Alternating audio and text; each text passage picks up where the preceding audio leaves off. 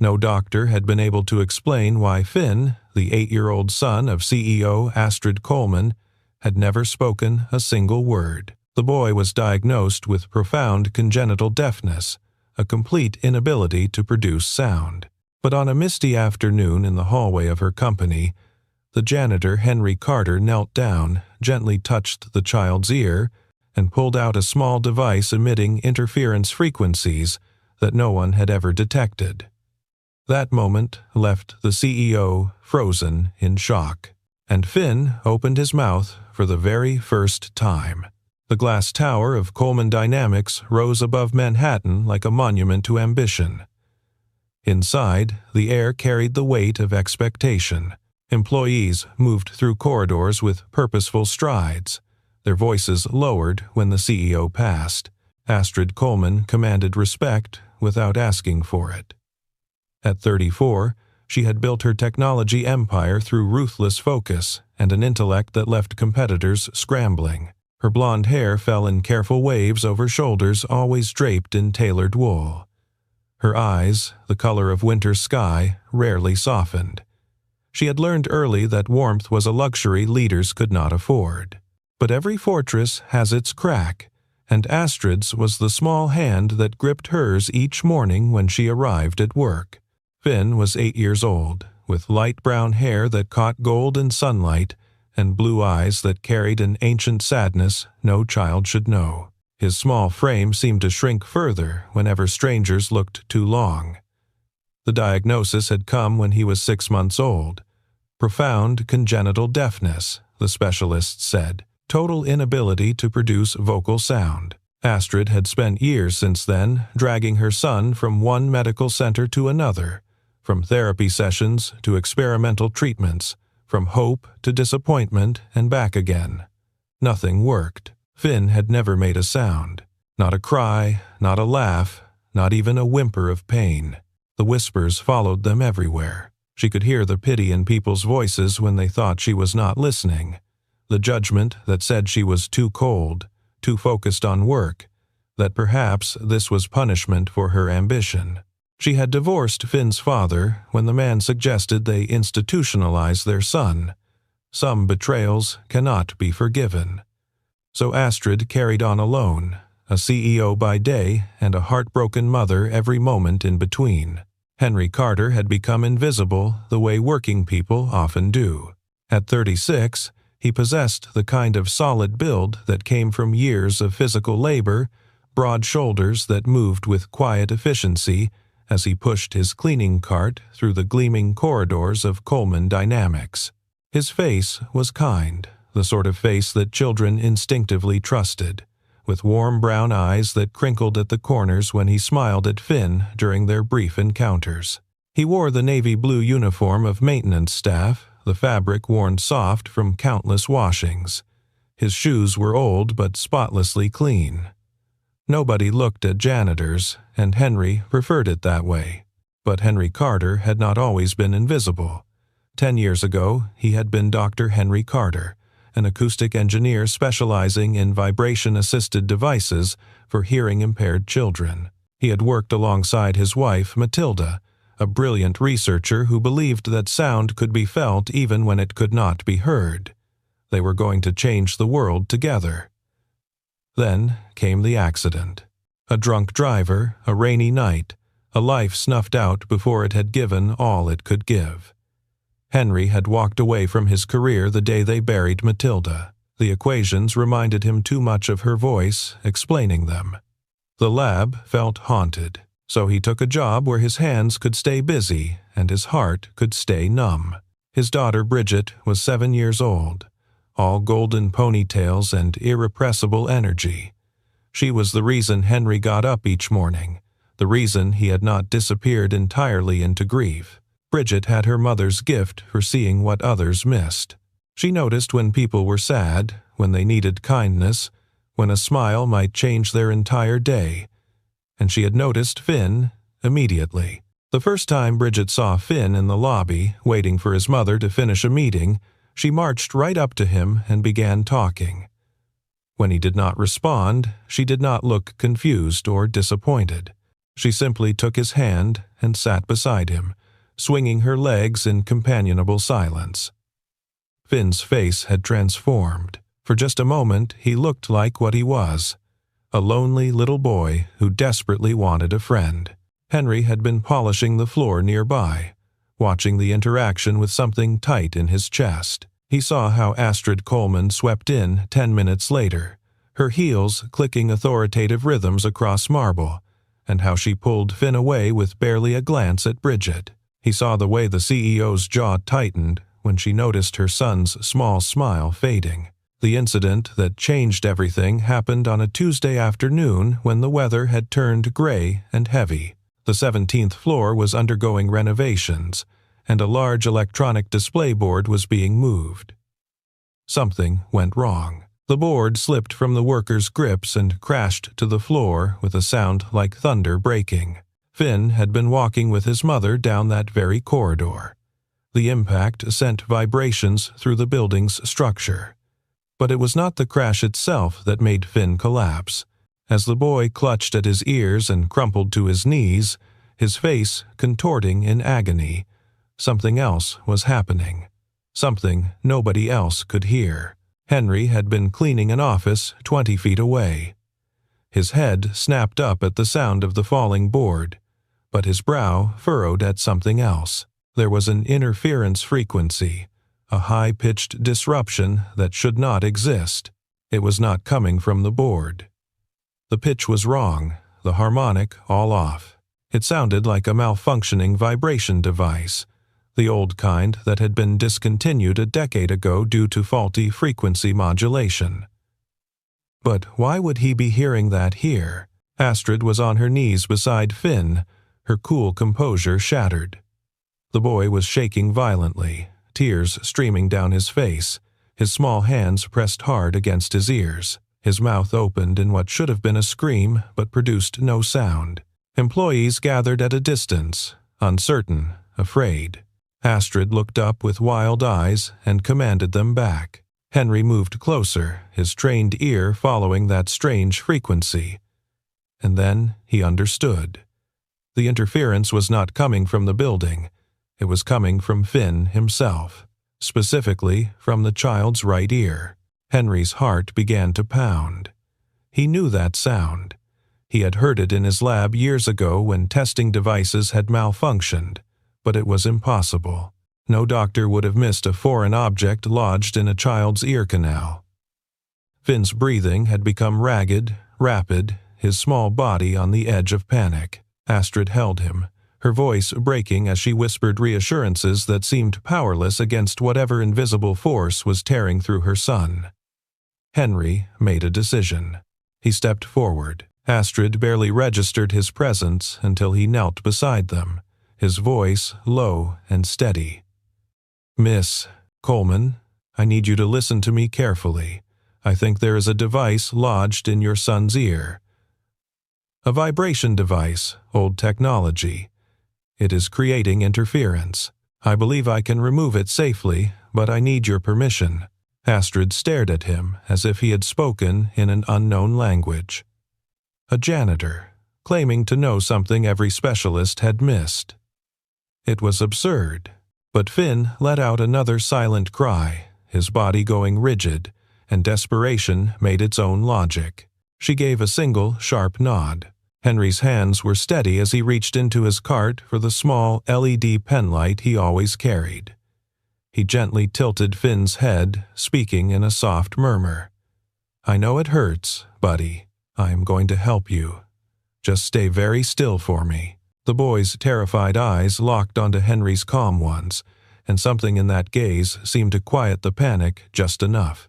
Henry directed the light into Finn's ear canal, angling carefully. And there it was, lodged deep but visible to someone who knew what they were looking for. A small silicone ring embedded with a vibration generator, the kind designed to stimulate residual hearing through bone conduction. But this device was old, damaged, its frequency oscillator clearly degraded. It had been creating interference for God only knew how long, essentially deafening the boy artificially even if he had any residual hearing capacity. It had probably been inserted by someone unqualified, had slipped deeper over time, and become invisible to cursory examinations.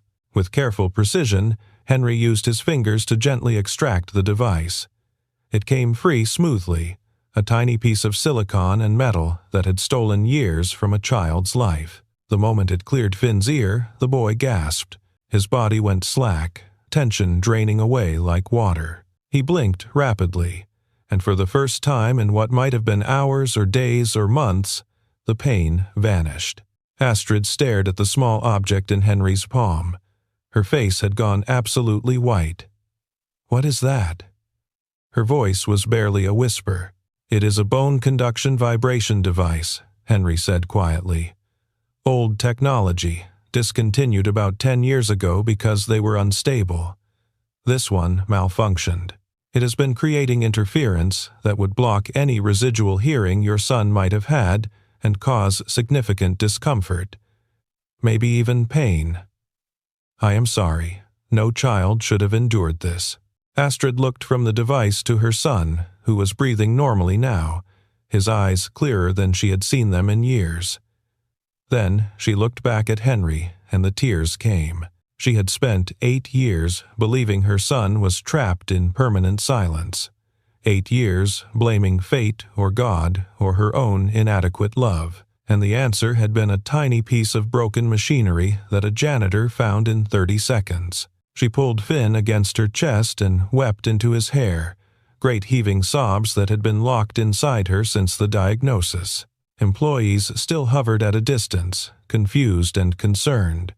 But Astrid Coleman did not care who saw her break. Henry quietly placed the device into a small plastic bag and stood, giving them space. Later, after Finn had been taken to the medical suite and pronounced physically fine, after the crowd had dispersed, Astrid found Henry in a storage room, putting away his supplies. She stood in the doorway, still shaken, her careful armor nowhere in sight. "Why did you know?" she asked. "About the device." Henry paused, then turned to face her. For a long moment he debated how much to say. Then he decided she deserved the truth. "I was an acoustic engineer once. I worked on vibration-assisted hearing devices. My wife and we wanted to help children like Finn. She died 10 years ago, and I left that life behind. But I never forgot the work." Astrid absorbed this. "You saved my son. I just removed a piece of broken equipment. You gave him a chance nobody else saw." Her voice was fierce now, through the exhaustion and tears. "How can I ever repay that?" "You cannot," Henry said simply. "And you do not need to. Take care of him. That is enough." But it was not enough for Astrid. That night, she had the device analyzed by a private laboratory.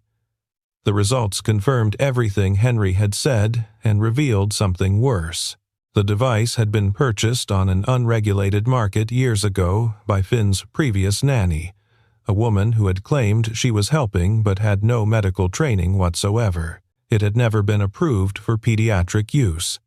It had been slowly degrading, creating increasingly severe interference. Finn had been living in not silence, but noise, a constant barrage of disrupted frequencies that would have made any residual hearing impossible to develop and might have caused neurological stress. No wonder he had seemed to shut down so completely. Astrid felt guilt crash over her in waves. She had trusted the wrong people. She had been so busy building an empire that she had missed the torture device lodged in her own child's ear. She sat in Finn's room that night, watching him sleep peacefully for the first time in his memory, and whispered apologies into the darkness. The next day, Finn did not want to go to the office. He clung to Astrid's leg, his eyes wide with what looked like fear. She realized with a jolt that the world probably sounded overwhelming to him now. Without the interference, every noise would be hitting him for the first time.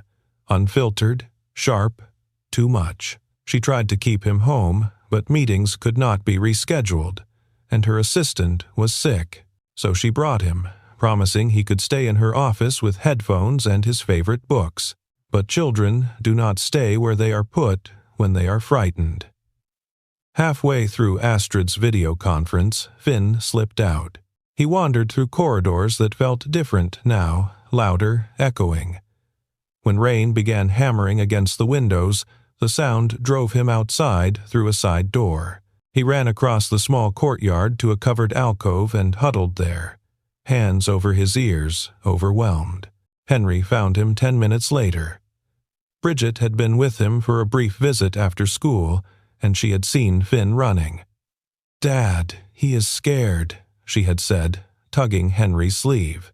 So Henry followed, leaving Bridget with the receptionist, and found Finn curled into himself under a stone overhang, rain creating a curtain between him and the world. Henry approached slowly, then sat down a few feet away. He did not try to talk. Instead, he knocked 3 times on the stone bench beside him. A clear, simple rhythm. Finn's head lifted slightly. Henry knocked again. 3 beats. A pattern. Then he knocked on his own chest, letting Finn see and feel the vibration through the air. The boy's eyes fixed on him. Henry began to teach Finn something crucial in that rain-soaked moment. Sound was not just noise. It was pattern. It was rhythm. It could be felt as much as heard. He knocked different patterns on stone, on wood, on his own body, and watched Finn slowly unfold. The boy's hand reached out tentatively and knocked twice on the bench. Henry smiled and knocked back. They sat there, communicating through percussion while rain fell, until Astrid found them. She stood at the edge of the courtyard, umbrella forgotten in her hand, watching the janitor and her son speak a language she did not understand but desperately wanted to learn. When Henry looked up and met her eyes, something passed between them that had nothing to do with words. Gratitude, connection, understanding. Astrid had the device sent to 3 different specialists. They all agreed that Finn likely had partial hearing capacity through bone conduction. The faulty device had not just blocked it, but had created an actively hostile sound environment. With proper therapy and time, Finn might develop both hearing and speech. Might. The word hung like a fragile ornament. Astrid made a decision that shocked her board of directors. She created a new division within Coleman Dynamics, a research department focused on acoustic therapy and safe assistive devices for children. And she offered Henry Carter a position as senior consultant. Henry stared at the offer letter like it was written in an alien script. Bridget jumped up and down with excitement when he showed her. "Dad, you can help lots of kids like Finn, just like you and Mom wanted to." Her joy was impossible to resist, so Henry accepted. He traded his janitor's uniform for collared shirts and found himself back in a world he had abandoned. But this time, the ghosts were quieter, and he had a purpose again. Help Finn find his voice. The therapy process was slow and painstaking. Henry used techniques his wife had developed, refined with modern technology. Vibration boards that taught Finn to feel sound frequencies. Light panels that synchronized with rhythm. Most importantly, Henry taught Finn to place his small hand on his own throat and chest to feel the vibrations of his own voice when he tried to make sounds. Bridget became Finn's constant companion in these sessions. She would chatter away, letting Finn feel the vibrations of her throat, showing him that words were physical things. She had no self-consciousness, no pity, just pure determination to help her friend. Weeks passed. Then months. Finn learned to differentiate sounds through bone conduction and vibration. He began to understand that the movements of his mouth and throat could create patterns. But he still had not spoken. The frustration showed on Astrid's face every day, the hope slowly curdling into familiar despair. Then, one afternoon in the therapy room, with rain tapping gentle fingers on windows, and Bridget holding one of Finn's hands while Henry held the other, Finn placed his palm on his own throat and made a conscious effort to push air through his vocal cords while forming a shape with his lips. The sound that emerged was small and rough, barely there. but it was unmistakable. The room went absolutely still. Finn's eyes widened in shock. He had felt his own sound. Bridget squealed with delight. Henry's eyes filled with tears. He tried to blink away. And Astrid, watching through the observation window, pressed both hands to her mouth and sobbed. Finn tried again. Louder this time. He looked at his mother through the glass with something like wonder breaking across his face. She rushed into the room and fell to her knees in front of him. "Yes," she whispered, her voice breaking. "Yes, baby. That is your voice. That is you." Finn touched his throat, feeling the vibration, and then touched hers. "Mom?" The word was barely formed, half sound and half breath. But it was the most beautiful thing Astrid Coleman had ever heard. She pulled him into her arms and rocked him while he kept trying, kept feeling the vibrations of sound, kept discovering the miracle of his own voice. Henry turned away to give them privacy and found Bridget watching him with her mother's perceptive eyes. "You did it, Dad," she said softly. "You and Mom together. She would be so proud." The final revelation came during a comprehensive evaluation by a leading specialist. The doctor confirmed that Finn's hearing capacity, while limited, was present. He could hear through bone conduction and would likely develop enough hearing with proper amplification to function in a hearing world. But more importantly, the years of faulty device interference had not caused permanent neurological damage. Finn's brain could still learn speech. He had just needed someone who understood how to teach him. "Your son was not deaf," the doctor told Astrid gently. "He was artificially deafened by defective equipment. It is tragic. But the good news is that you found someone who recognized the problem and removed it before permanent damage occurred." Astrid sat very still, processing this. Then she asked the question that had been burning in her chest. "How many years did my son lose?" The doctor hesitated, most of his developmental window for speech. "But Dr. Carter's methods are giving him a second chance. That is more than many children get." But the corporate world does not easily accept that a CEO might prioritize personal matters over profit margins. When Astrid announced Henry's new position and the formation of the acoustic therapy division, her board of directors pushed back hard. They called emergency meetings. They questioned her judgment. The chairman, a silver-haired man named Marcus, who had never liked taking orders from a woman, was particularly harsh. "This is a technology company, not a charity," he said coldly during a tense board meeting. "And you have given extraordinary authority to a janitor based on one lucky accident. This looks like emotional decision-making, Astrid. Frankly, it makes the company look weak." Astrid stood slowly, her hands flat on the polished table. When she spoke, her voice was quiet but carried the weight of absolute conviction. "Henry Carter saved my son's life. He identified a problem that 8 years of expensive specialists missed.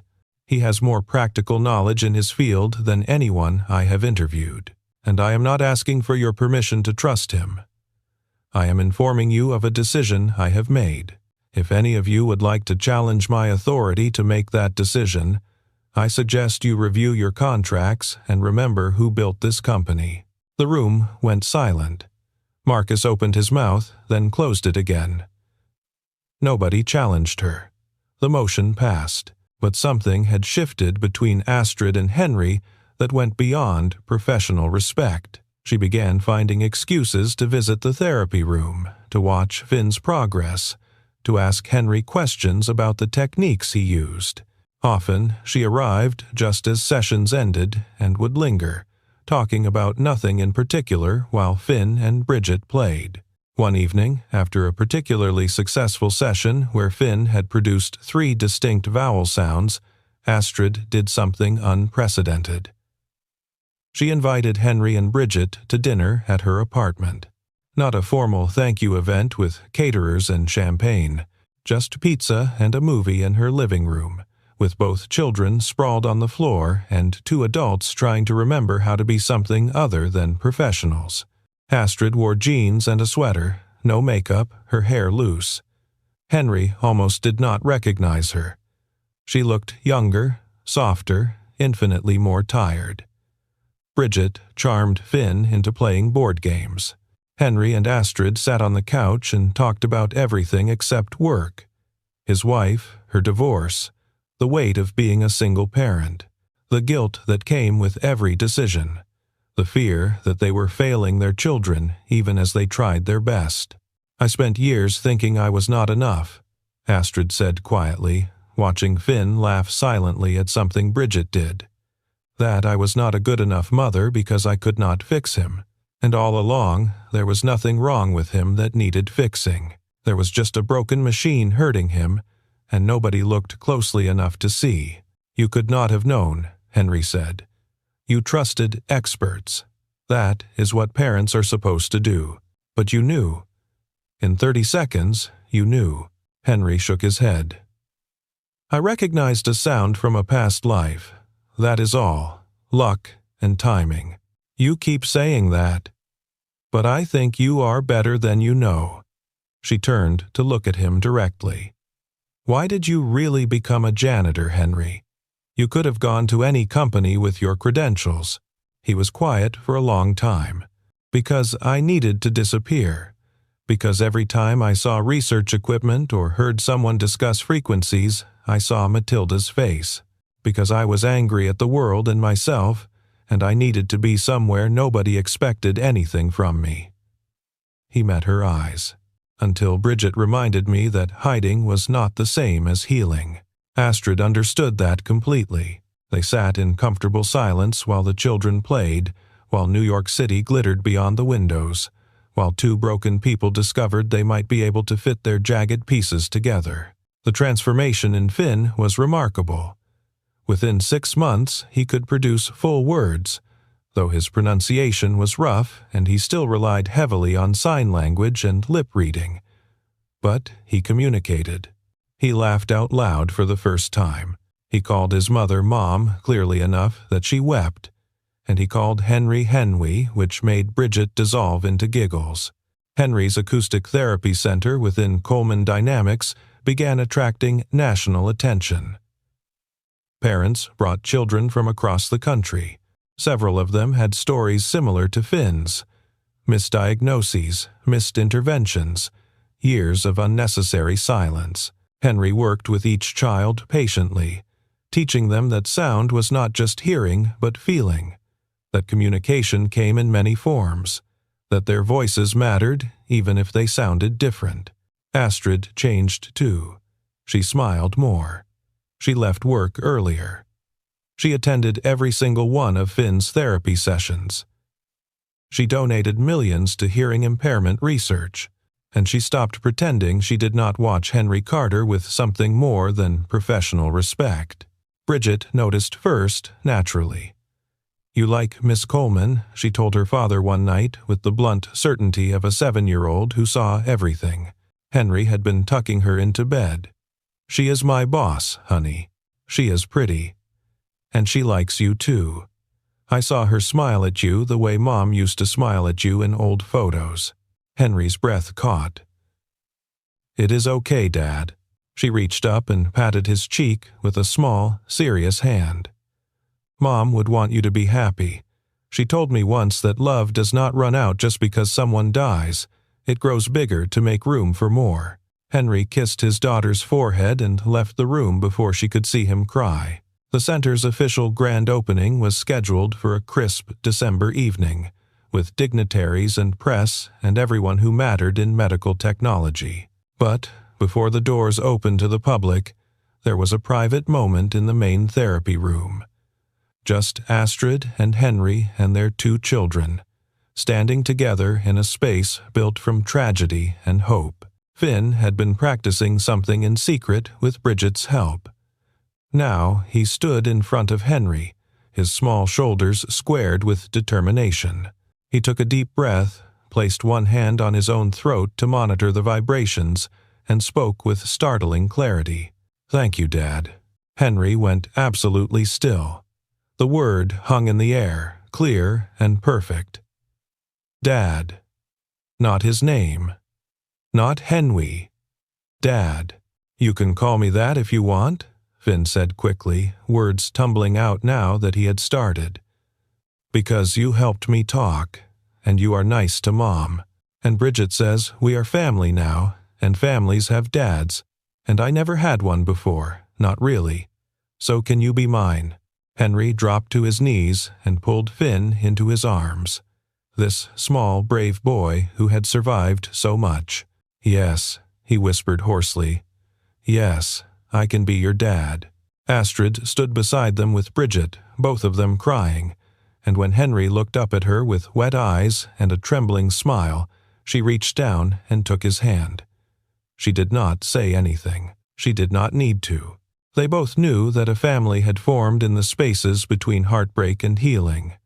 That sometimes the people who save you are the ones you never see coming. That love does not follow logic but finds its way regardless. The grand opening was a success. The center was praised in every major publication. Funding requests poured in. Children arrived with hope in their parents' eyes. And at the end of that long, triumphant evening, Astrid Coleman stood at the window of her office with Henry Carter beside her, watching New York City light up the night. I built an empire, she said softly. But you built something better. You built bridges to voices that were lost. We built it together, Henry corrected. You gave me the chance, the resources, the trust. She turned to face him. You gave me my son's voice, and something I thought I had lost forever. What is that? Hope. She smiled. And maybe the beginning of something else. Henry understood what she was offering, what she was asking. He thought of Matilda, who had always wanted him to be happy, who had made Bridget promise to make sure he did not stop living when she died. He thought of Finn calling him Dad. He thought of the way Astrid looked at him when she did not know he was watching, like he was something precious and unexpected. The beginning sounds perfect, he said quietly, and when her hand found his in the darkness, he held on tight. 1 year passed in a heartbeat. The center expanded to 3 locations. Finn enrolled in a special program for children with hearing impairments, but spent his afternoons in regular classes. Confident now, his speech improving every day. Bridget and Finn became inseparable, more siblings than friends, finishing each other's sentences in a combination of signs and words that nobody else quite understood. And on a Saturday morning in December, the same courtyard where Henry had once taught Finn about rhythm in the rain was transformed into something magical. Tiny white lights were strung through bare trees. A small gathering of friends and family stood witness. There was no fanfare, no press, no grand ceremony. Just Astrid in a simple white dress, Henry in a dark suit, and 2 children holding hands between them. When the officiant asked if anyone objected, Bridget raised her hand solemnly. Everyone laughed. I object to waiting any longer, she announced. I have been waiting forever for Finn to officially be my brother. Finn signed something quickly, and Bridget translated with a grin. He says, I have been a bossy sister since before it was official anyway. The ceremony was brief and beautiful. When it was over and they were declared a family in every way that mattered, Finn tugged on Henry's sleeve. His voice was clear now, still slightly musical in its cadence, but unmistakably his own. Dad, he said, and the word still made Henry's heart stutter. Can I say something? Of course, buddy. Finn turned to the small gathering and spoke carefully. I was quiet for a long time, not because I wanted to be, but because I could not be anything else. And then Dad found me. He heard me even when I had no voice. He taught me that sound is not just noise, it is connection, it is love. He looked at Henry, then at Astrid. Thank you for being my voice until I found my own. And thank you for being my family. There was not a dry eye in the courtyard.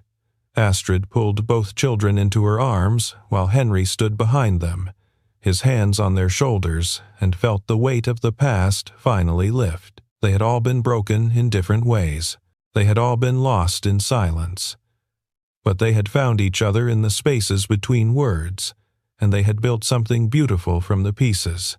Later, as the celebration wound down and snow began to fall in soft white whispers, Henry found himself standing alone for a moment, watching his new family through the window. Bridget and Finn were teaching Astrid a complicated hand-clapping game. All three of them were laughing. He felt a presence beside him that was not quite there, warm and familiar. A whisper of memory that felt like blessing. Matilda's voice in his heart, telling him what she had always told him. Go forward. Love fully. Do not hide from joy because you fear losing it again. Live. Henry smiled and went inside to join his family. The snow fell heavier now, covering the city in silence. But inside the warm room there was noise and laughter and the beautiful chaos of people who had found their way home. And in the center of it all, a small boy with a strong, clear voice called out to his father, and was heard.